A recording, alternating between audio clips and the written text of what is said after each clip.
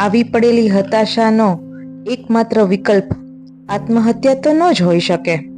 આજની વાત થોડી ગંભીર છે, કારણ કે વાતમાં ઉલ્લેખ છે યુવાનો જે હતાશામાં ઘેરાઈને ગુંગળાઈ જાય છે અને પાછળ મા બાપના હાથે ખાલી અફસોસ રહી જાય છે. એ અફસોસ કરતા મા બાપની મનોવ્યથા કેવી હશે એની શબ્દ પુરવણી મારી રચના દ્વારા વ્યક્ત કરી છે. આખા વિશ્વમાં જ્યારે ઈશ્વર બધે ન પહોંચી શકે ને એટલે એને માનું સર્જન કર્યું, પણ બધું જ ઈશ્વર ન આપી શકે ને એટલે પિતાનું સર્જન થયું. એ મા બાપની મનોવ્યથા, એ મા બાપની નિરાશા માટે. એ વફા જેની પાસેથી શીખી ત્યાં જ તમે બે વફા બની ગયા.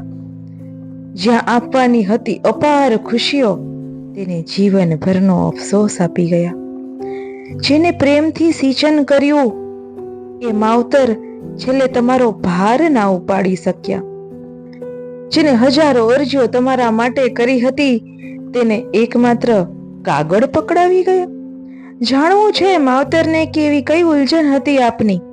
જાણવું છે માવતરને કે એવી કઈ ઉલઝન હતી આપની. જેણે જીવન ઘડતરનો પાયો ચણ્યો તેને ઉદય આપી ગયા. તેણે એક એક ઈંટનો હિસાબ માંડ્યો જ્યારે છત ચણાઈ હતી, પણ આ થાંભલાની સિમેન્ટમાં જ ક્યાંક કચાશ રહી હતી. બધા મિત્રો કે સૌ ભાઈ બહેનને અજાણ બનાવી ગયા જ્યારે માલુમ થયું કે તમારા ઘણા સવાલ નિરુત્તર રહી ગયા.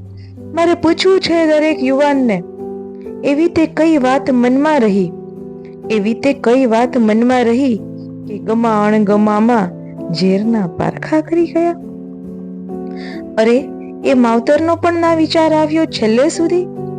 અરે એ માવતરનો પણ ના વિચાર આવ્યો છેલ્લે સુધી? મનમાં જે લાગણી હતી એ એમને પણ ના જણાવી શક્યા? એવો તે કયો પ્રશ્ન હોય કે જે જીવનથી પણ મોટો હોય?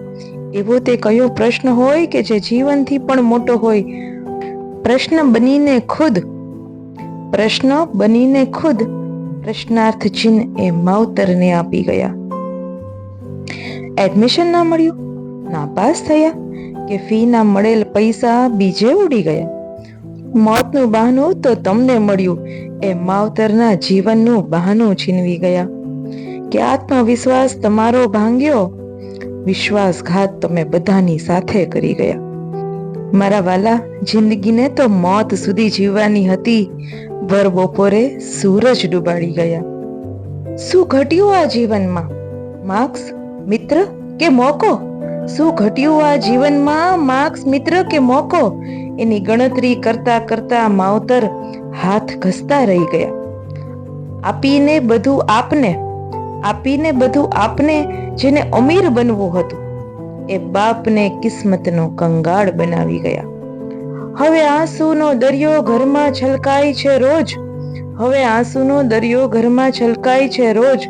તમારા ફોનની રાહ દરેક પળે જોવાય છે. હમણાં આવશે મારા આંખનું રતન, એવું જ રટણ રટાય છે. સ્કૂટરના અવાજે હજીએ માં છેક દરવાજા સુધી દોડી જાય છે. આ સાથે મારી વિનંતી છે દરેક મા બાપને કે મારી આ રચના પરિવારમાં સાથે બેસીને સાંભળજો.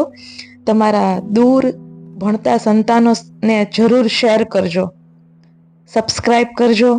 Thank you so much. Antarman, feelings through words.